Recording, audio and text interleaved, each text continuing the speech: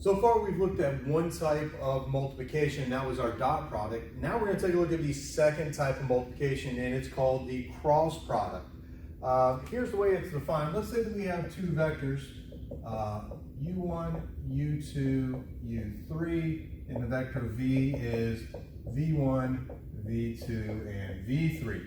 Now notice I wrote these as three-dimensional vectors because to do the cross product it has to be of three-dimensional vectors. The cross product looks like this. It is u cross v. Now notice we are again using the x for multiplication. It's one of the few times that we still use it. The reason we use it here again is because this does happen, but rarely do we use x as a vector. Like I said, from time to time we do, but not very often. So here we just needed another symbol that we'd already used for multiplication. Here's what the cross product is defined as. It's actually the determinant of a 3 by 3 matrices. In the first row, you're going to put your standard unit vectors, I, J, K. Then in the second row, you put the components of the first vector here. So this is U1, U2, U3. And then the second vector is our last row, V1, V2, V3. Okay, so by definition, this is what the cross product is. So we need to be able to do the determinant of this 3 by 3 matrices. Now, if you haven't seen determinants before or you're a little rusty, there's going to be a video available for you to look at that as well. So let's go ahead and I'm going to assume that you know how to do this. If you don't, go look at that real quick, then come back. All right, remember to do the determinants. You can expand across any row or any column that you want to, and that still holds for here. However, to make your life easier, you're going to want to always expand across the first row. So let's see, in the I direction, let's start, that's a positive position. There's an I in that spot, and then if we do the determinant of matrices, or we get if we cross out that row in that column, I get U2, U3, V2, V3, plus. The J is sitting in a negative position. There's a J sitting there. And if we cross out the row and the column the J's in, I get U1, U3, V1, V3. V1, V3. Plus, the K's in a positive position. There's a K in that position. If you cross out the row and the column that the K are in, you get U1, U2, V1, V2. All right, so let's go ahead and do this 2 by 2 determinant. Multiply down the main diagonal minus the off diagonal. So this is going to be U2 V3 minus U3 V2 I. Now I'm writing the I on the right hand side because that's normally how we write our component form. We have a number in the I direction. Notice this is going to be minus U1 V3 minus U3 V1 in the J direction plus U1 V2 minus U2 V1 in the K direction. All right, it looks scary, but this is the way a lot of textbooks will actually define the cross product for you instead of actually just doing the determinant. You're welcome to do it this way and memorize it, but I find that students that try to memorize it like this tend to make a lot of mistakes. So let's actually just give one of these a try. Let's get our definition out of here. So if I said U is 1, 2, 3, and V is 2, negative 2, 1. And I ask you to find U cross V. All right, let's see what we get. To set up the cross product, again, in the first row you get your unit or standard unit vectors, I, J, K. First vector goes in the second row, second vector goes in the third row. And then just expand this. Now again, I'm going across the first row. In the I direction, that's going to be 2. Let me just go ahead and write it out. Let me write it out for you. So that's going to be plus I. If you get better at this, you can kind of skip around a little bit, but I'm not going to do that. I'm going to actually write this first one out. Plus, the J is in a negative position. We got the J in that position. That's 1, 3, 2, 1. Plus, the K is in a positive position. There's a K there. And if we cross out that, I get 1, 2, 2, negative 2. All right, so let's see. In the I direction, we got 2 minus negative 6 in the I direction, minus 1 minus 6 in the J direction, plus negative 2 minus 4 in the K direction. Okay, so that's really 2 plus 6, so it's 8I. That's negative 5 and minus, plus 5J minus 6K. Okay, so there we go. There is our cross product. Now notice the big difference between this and the dot product, now that we can see one. When we do the cross product, we get a vector, not a number. This is a new vector, and if you wanted to write it in the square bracket notation, you're welcome to do that. That's 8, 5, negative 6. All right, so what is this vector? We saw the dot product was kind of how much one vector points in the direction of another. What does the cross product give us? Well, this is a little bit harder to see visually. I'll do my best here. Imagine two vectors in space, because these are three-dimensional vectors. So we have two vectors out here in space. You can always put their starting points at one spot so that they both originate at the same point. Now notice, no matter where these vectors are pointing, they always define a plane. There's always one plane that goes through these two vectors. The vector you get here is always perpendicular to the plane that contains these two vectors. So, this weird one. So the vector you're getting is actually perpendicular to these. Now, if you do the cross product one direction, you get one vector. What I mean here, we did u cross v, we would get one of them. If you do v cross u, you get the one that's perpendicular in the other direction.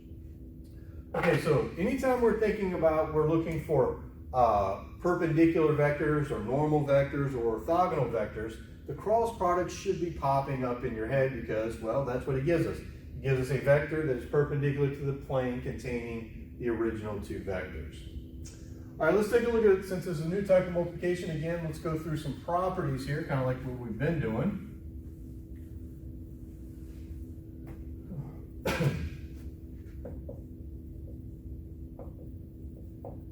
All right, so first one is u cross v. Now, this is a multiplication, and up until today, multiplication's always been commutative, right? 2 times 3 is 3 times 2. However, now this is not actually commutative, and I'll show you why in a second. So if you do this and you change the order of these, you actually get the opposite of it. Because remember, I told you one gives you the vector in one direction and the other one's the exact opposite direction. Let's see, if we do u cross v plus w, again, looking like the distributive property because we have multiplication and addition, it actually is distributive. So that's w cross v plus, u cross v, u cross v plus u cross w. Right, you just distribute the cross product across these two. What happens if we do a vector times the zero vector? Well, like always, anytime you multiply by 0, you get 0. The only difference this time, we don't get the number 0, we get the vector 0, or the zero vector. Remember, this is just a vector containing a whole bunch of zeros. What do we get if we do a vector across itself? Now, this one's kind of interesting. Think about it like this. If we have a vector and itself, that means they're the same vector. So when we go to put them both starting points at the same thing, what you actually end up with is something like a line. So this doesn't define a single plane. It actually defines an infinite number of planes that kind of have that as a pivot line that can spin around there. Since it's really not a single plane that's defined here, the vector you get has to be perpendicular to all those planes. And the only vector that would be perpendicular to all of them would be the zero vector. Just kind of weird, because that's really just, think about it like a point. So you're talking about a point being perpendicular to a plane, so that's a little odd. Let's do one more property here, and then we'll move on to something else. If we do u dotted with v cross w, so notice we're mixing our two types of multiplication here. you can actually change the order of this if you want to. You could actually rewrite this as U cross V dotted with W. Now this actually has a special name. This is called the triple scalar product. We'll get to that here in just a minute. All right, so there's just a few properties that we're going to look at.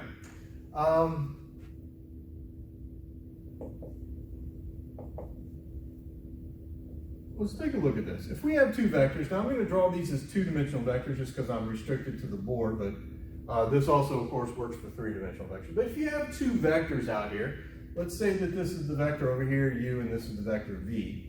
If you were to take V and extend it up over here, and take U and slide it down over here, what you'd end up with is this parallelogram. Now, if you remember from, I don't know, arithmetic, the area of a parallelogram is base times height. Now, the base is one of the parallel sides. The height is the distance from that to the opposite parallel side.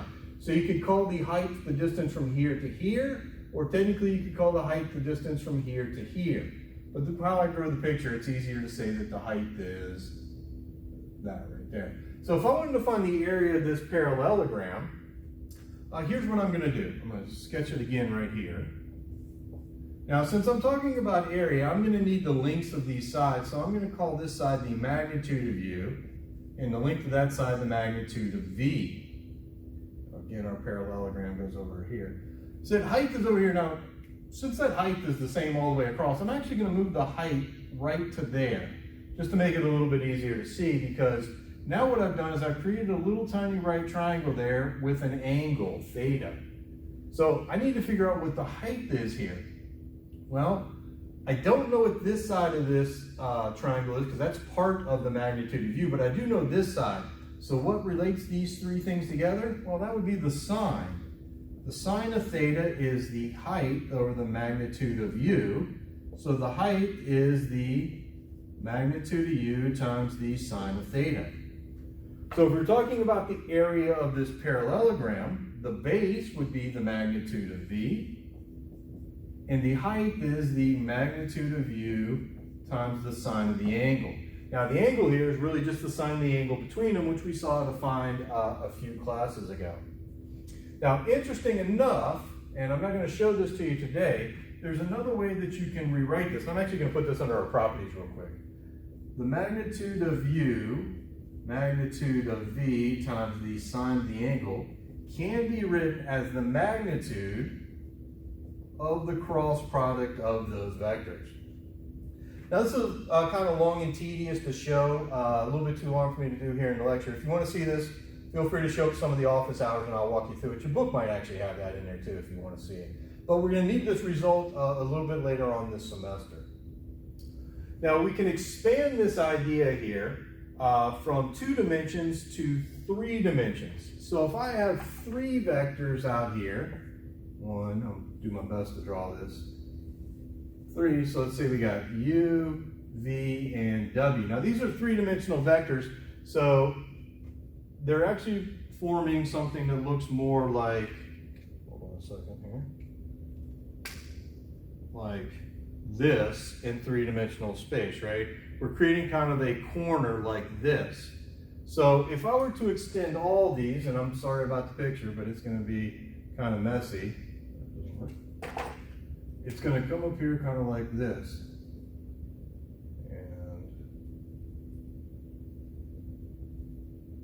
What you end up with here is a very scary name. This is called a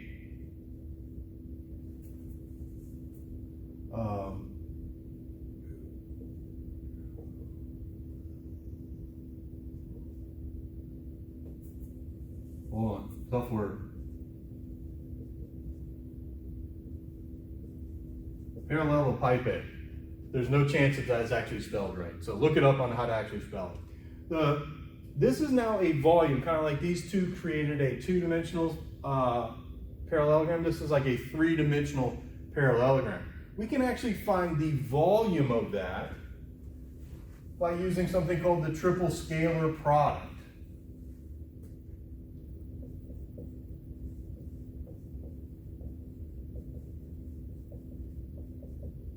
The triple scalar product that we actually kind of had down here before is U dotted with V cross W. Now this value here, doesn't matter which ones you call U, V, and W, because they're kind of interchangeable. If you find this value and do the absolute value of it, this is the volume of the, again, I'm spelled the same, parallel pipette. That's the volume. Now, there is a little bit of a shortcut to this formula. I'll kind of show you what I mean here. If I were to do this, I'm going to go ahead and write this out kind of like we did it by definition. This would be U1, U2, U3 dotted with IJK, V1, V2, V3, W1, W2, and W3. All right, now I'm going to kind of wave my hands a little bit here, but let's see. Would y'all agree that when we did this, we got something in the I direction minus something in the J direction plus something in the K direction, right? That was by definition. Oops, there's a dot right here. Right, that's what we get when we did the determinant of this matrices.